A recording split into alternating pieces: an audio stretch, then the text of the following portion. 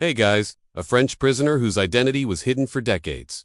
There are still theories today. In 1986, in the small town of Boulac, France, a farmer was working his land when he found something unbelievable. The body of an emaciated man in his 30s lying on the ground. The body was wearing a red shirt and jeans and didn't have any underwear. This wasn't strange by itself, but it soon became clear that this person had been dead for several years. The discovery caused quite a stir in the local community, because the corpse must have been lying there for at least 3 years without anyone noticing.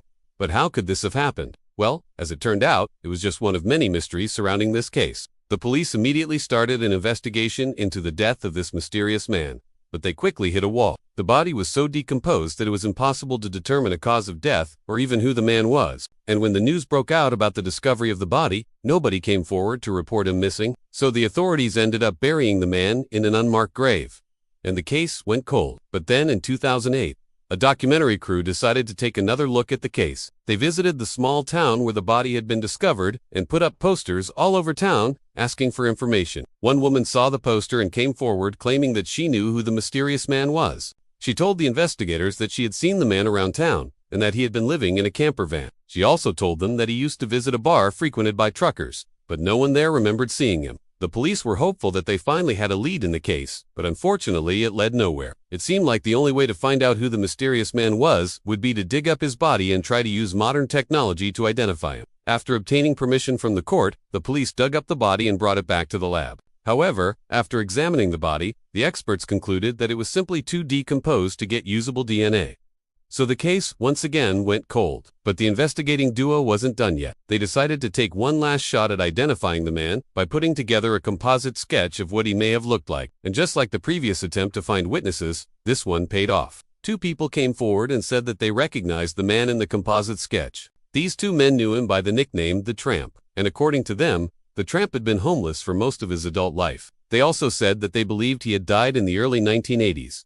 With this new information, the police were able to narrow down the search for the man's identity. They checked missing persons reports from the early 80s, but none of them matched the description of the body they had found. Still, the composite sketch had provided a valuable lead, and the police were hopeful that they were close to solving the mystery. Next, the police decided to take an even closer look at the clothes the man was wearing when he was found. Maybe the clothes would provide some clues as to who he was. The shirt he was wearing was made of wool and had been custom tailored. It was also made in Ireland, which suggested that the man may have been from there or had traveled there at some point in his life. The jeans he was wearing were high quality and unbranded, which suggested that he may have been a wealthy man. All of this information helped the police to create a more detailed picture of who this man might have been. But even with all of these clues, no one was able to come forward and claim the body. The police were stumped, and the case was in danger of going cold once again. Then, in 2016, nearly 30 years after the body had been found, a breakthrough finally occurred. A journalist named Gerard David was researching a book about unsolved mysteries. When he came across the case of the unidentified man, he was intrigued by the case and decided to write about it in his book. After publishing the book, David received a phone call from a woman who claimed that she knew who the man was. The woman told David that the man in the photograph was her brother, who had disappeared in the early 1980s. Her brother's name was René Celeroli, and he had been a successful businessman. According to the sister, René had been involved in a car accident that left him paralyzed from the waist down. This explained why the body was so emaciated. Despite being unable to move properly, René had refused to give up and had been trying to make the best of his situation. He had learned to walk again with the help of crutches and had even bought a camper van so that he could travel around France. Unfortunately, René's health took a turn for the worse, and he eventually became better. At some point, he managed to get himself outside, but he never returned home. His family had no idea where he had gone, and they had long given up hope of ever finding him alive. Gerard David worked together with the family to exhume the body and get it identified. DNA tests confirmed that the body was indeed that of René. Finally, after all these years, the family had answers. They were able to lay their loved one to rest, knowing that he was truly René.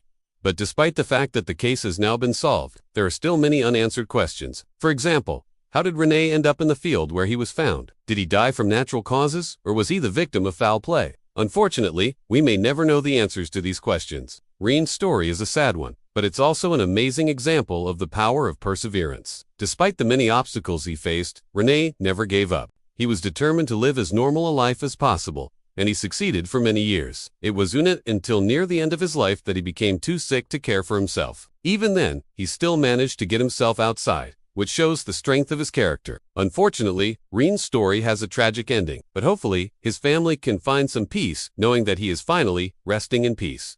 Now, here's a question for you. What do you think happened to Rene?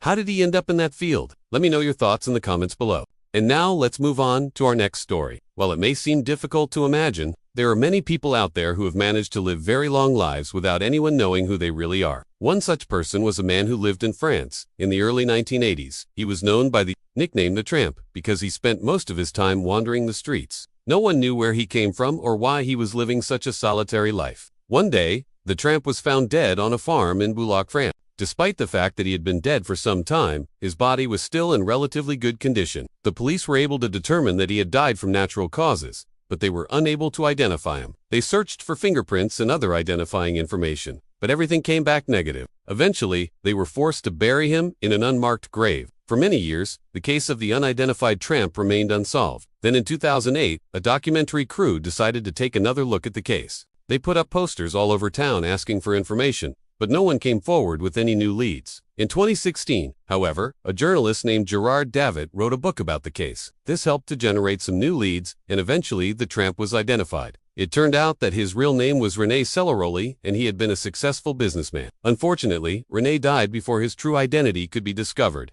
If he had lived just a few more years, he may have seen justice done, and his family would have been able to learn the truth of what happened to him. As it is, they will forever be in the dark about what led to his untimely demise. Despite the tragic ending, Reen's story is an amazing example of the human spirit. Despite being paralyzed from the waist down, he never gave up and continued to live as normally as possible. It wasn't until he was close to death that he became too sick to care for himself. Even then, he still managed to get himself outside, which shows the strength of his character. Unfortunately, Reen's story has a tragic ending, but hopefully his family can find some peace, knowing that he is finally resting in peace. Alright guys, that's all for now. What do you think happened to René? Let me know in the comments below. And don't forget to subscribe if you haven't already. Thanks for watching.